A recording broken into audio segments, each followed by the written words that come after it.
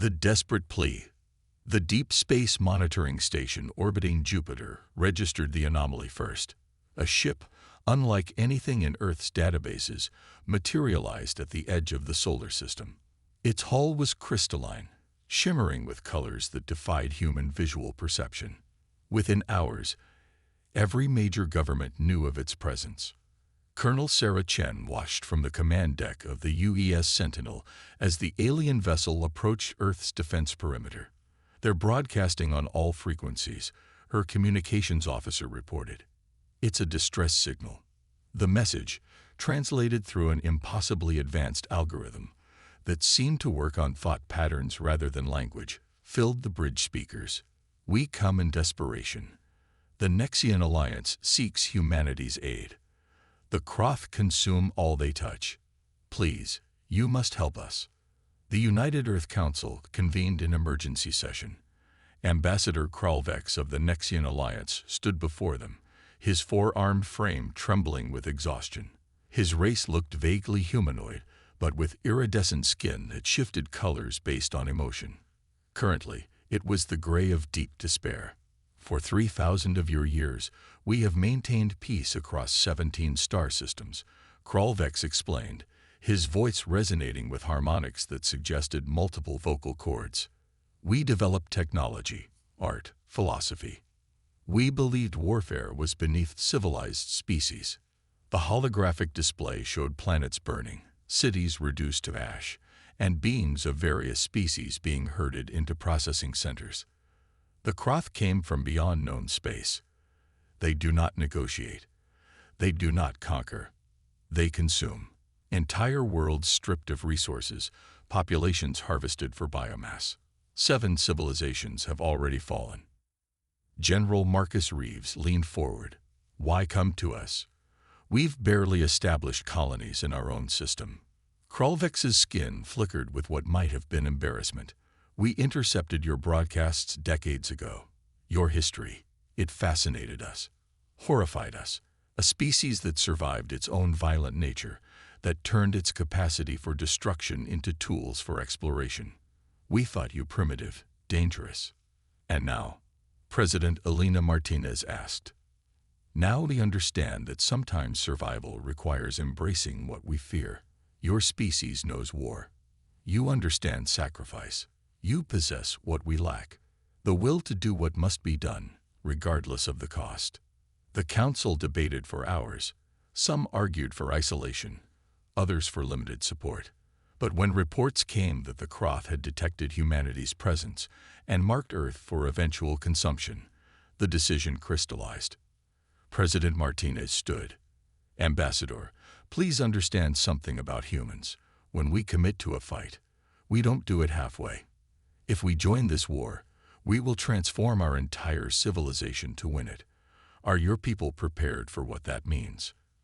Kralvex's skin turned a vibrant blue of hope. We are desperate, President, whatever it takes. Then God help us all, she replied. Humanity will join your war, and we will show the Croth why our history of violence was not a weakness, but preparation. Within hours, the mobilization began. Every shipyard expanded production. Military bases worldwide activated reserve units. Scientists began reverse engineering Nexian technology, adapting it to human aggression. The entire industrial output of Earth pivoted toward a single purpose: total war. The Croth had awakened something they couldn't comprehend. They had given humanity a common enemy, and in doing so, unified a species that thrived on conflict. The galaxy would learn why humans had dominated their world, why they had survived every disaster, every war, every plague. Ambassador Kralvex watched in awe as millions of humans moved with singular purpose. He had studied their history, but seeing it in person was different. They weren't just preparing for war. They were embracing it with a terrifying efficiency. What have we unleashed? He whispered to himself. Colonel Chen, overhearing, placed a hand on his shoulder. Hope, Ambassador. You've unleashed hope. And for humanity, hope has always been our deadliest weapon. The first human fleet launched 3 months later. 40 ships, each a masterpiece of adapted alien technology married to human military doctrine. They carried not just soldiers but the full might of human innovation. Weapons that defied galactic conventions, strategies born from millennia of conflict, and a determination that burned brighter than any star. As Earth's ships jumped to hyperspace, heading toward their first engagement, the message broadcast across all human channels was simple. They asked for our help. We answered with everything. The Kroth had never faced an enemy like humanity. They were about to learn why Earth's children had earned their place among the stars through blood, sweat, and an indomitable will to survive. The human war machine awakens. The Nexian Alliance War Council gathered on the orbital station above Teller Prime, their faces a mixture of hope and horror as they watched humanity's mobilization unfold. What they had expected to be a gradual military buildup had become something else entirely. Admiral Nathaniel Torres stood before the assembled alien commanders, his presentation displaying Earth's transformation. "You asked for our help," he said, his voice carrying the weight of absolute certainty. "This is what human help looks like." The holographic display showed factory complexes sprouting across every continent. Civilian manufacturing had been repurposed overnight. Car plants now produced combat drones. Electronics factories churned out targeting systems. Even toy manufacturers had retooled to create specialized equipment. "Impossible," whispered Commander Vrix of the Andromedian Defense Force, his tentacles curling in disbelief. "Your entire civilian infrastructure converted to military production in mere weeks." Torres smiled grimly. "We call it total war. Every man, woman, and child contributes. Every resource is directed toward victory. This is how humans fight when our survival is at stake." The first major engagement came at the Kelnar system, where Kroth forces were systematically harvesting a garden world. The human fleet, led by the newly commissioned dreadnought Indomitable, dropped out of hyperspace with surgical precision. Captain Maria Rodriguez coordinated the attack from the Indomitable's bridge. "All ships, execute Operation Hammer. Show them what human warfare means." What followed shocked both allies and enemies. Human ships didn't engage in the traditional long-range exchanges favored by galactic powers. Instead, they closed to knife-fighting range, using electromagnetic pulse weapons to disable Kroth shields before unleashing devastating kinetic strikes. Fighter squadrons, piloted by humans who had grown up playing video games, executed maneuvers that defied conventional physics. They used gravity wells as slingshots, turned asteroid fields into weapon platforms, and employed tactics that made Nexian tacticians question their sanity. "They're insane," a Kroth commander transmitted before his ship exploded. "They're deliberately ramming damaged vessels into our formation." The battle lasted 6 hours. When it ended, the entire Kroth harvesting fleet was destroyed. Human losses were significant. 12 ships damaged, 3 destroyed. But the psychological impact was profound. Back on Earth, the war effort intensified. Scientists worked around the clock to adapt and improve alien technology. Dr. James Park led a team that developed a new type of weapon based on Nexian shield harmonics, but powered by human fusion reactors. The Nexians designed their weapons to disable, to incapacitate, Park explained to the military brass. "We've modified them to annihilate. One shot, one kill. That's the human way." The production numbers staggered the Alliance. Where they had expected Earth to produce perhaps 100 ships in the first year, humanity delivered 1,000. Where they anticipated 1 million soldiers, humanity mobilized 50 million. Even more terrifying to both allies and enemies was the human approach to warfare. They fought with a calculated brutality that seemed paradoxical to species that had evolved beyond violence. Humans would sacrifice entire battle groups to achieve strategic objectives, yet risk everything to save a single civilian transport. General Sofia Petrov briefed the Alliance commanders on human military doctrine. "We learned long ago that war is not about glory or honor. It's about winning. We will use every advantage, exploit every weakness, and pay any price for victory. The Kroth, accustomed to enemies who fought defensively, found themselves facing an opponent who attacked relentlessly. Human forces struck supply lines, destroyed communication relays, and employed psychological warfare on a scale the galaxy had never seen. They broadcast messages of defiance on Kroth frequencies, showing the destruction of their fleets. They left disabled Kroth ships drifting as warnings, their crews alive but helpless. They turned the Kroth's own fear tactics against them. 6 months into the war, Ambassador Kralvex met with President Martinez. His skin had shifted to a complex pattern of colors indicating deep concern. "Your species fights like nothing we've ever encountered," he said. "Even your civilians embrace war with frightening enthusiasm." Martinez nodded. "That's because every human understands that this isn't just about survival. It's about sending a message. We're showing the galaxy that Earth protects its friends, and that attacking us or our allies is suicide." The war machine continued to grow. Human colonies throughout the solar system became fortress worlds. Mars turned its entire industrial base to weapon production. The asteroid belt became a network of hidden bases and ambush points. Most remarkably, humanity unified completely. Ancient rivalries dissolved. Resources flowed freely between nations. The entire species moved as one organism with one goal: total victory. As the first year of war ended, the tide began to turn. Kroth expansion halted, then reversed. Their leaders, who had never conceived of a species that would mobilize so completely for war, began to realize their mistake.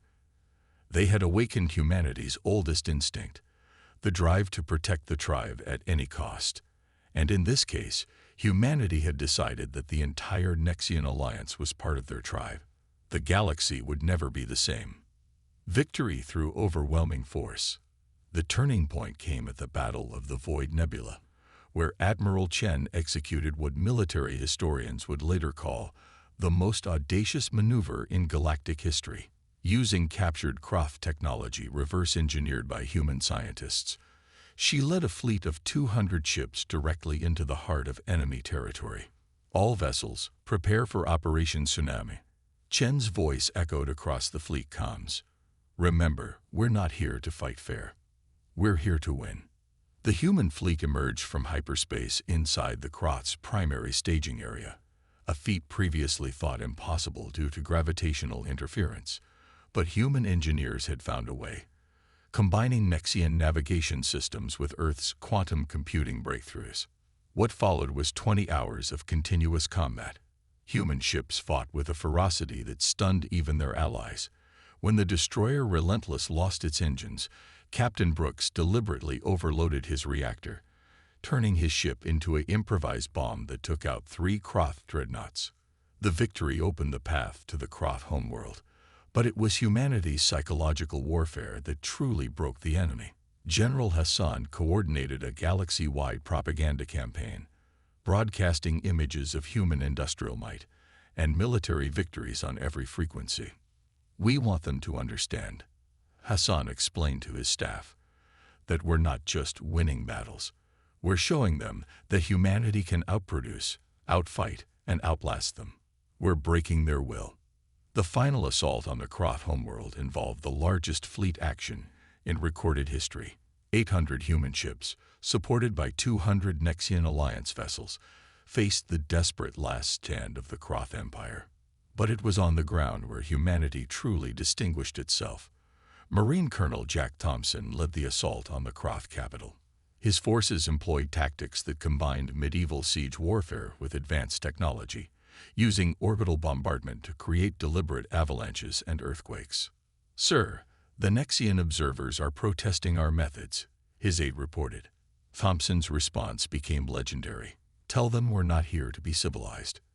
We're here to end this war." The Kroth's surrender came after 6 days of continuous assault. Their leaders, faced with the complete destruction of their species, capitulated unconditionally. The terms humanity imposed were harsh but focused on preventing future aggression rather than revenge. In the aftermath, the galaxy struggled to comprehend what had happened. A species barely a century into space travel had defeated an empire that had terrorized known space for generations. The Nexian Alliance found itself both grateful and terrified of their saviors. At the peace conference on Earth, Ambassador Krolvex addressed the assembled delegates. "We asked humanity for help, and they gave us victory.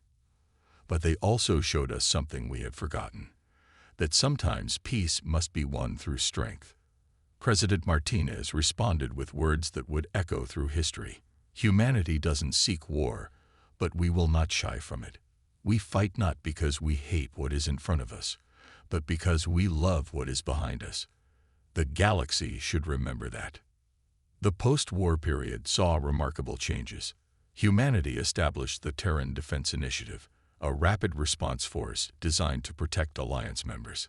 Human military advisors were stationed throughout Nexian space, teaching defensive strategies while carefully controlling access to the most devastating human weapons. More significantly, human culture began to spread. The concept of total war mobilization was adopted by several species as a last resort defensive measure. Human entertainment, particularly war films and strategic games, became popular throughout the Alliance. 5 years after the war's end, a new threat emerged from the galactic rim. This time, when the alarm was raised, the response was immediate and unified. The Nexian Alliance, now bolstered by human military doctrine and technology, stood ready. Admiral Chen, now Supreme Commander of Alliance forces, addressed the combined fleet. "They think we've grown soft in peacetime. They think we've forgotten how to fight. Let's remind them why the Kroth Empire fell." The galaxy had learned its lesson. Humanity's greatest strength wasn't its technology or its numbers, but its ability to unite completely when threatened. They had shown that a species forged in the crucible of its own violent history could become the shield for others. As Earth's ambassador to the Galactic Council noted in his memoirs, "We didn't just win a war. We changed the fundamental nature of galactic civilization. We proved that sometimes the most violent species can become the greatest protectors, that those who understand war best are often the ones who value peace most." The legacy of humanity's intervention would last for millennia. They had answered a call for help with overwhelming force, and in doing so, had secured not just their own future, but the future of countless species across the stars. The galaxy was at peace, protected by the very species they had once feared as too violent, too aggressive, too dangerous. They had asked for help, and humanity had answered with everything they had. And everyone knew that should darkness threaten again, Earth's children would be ready.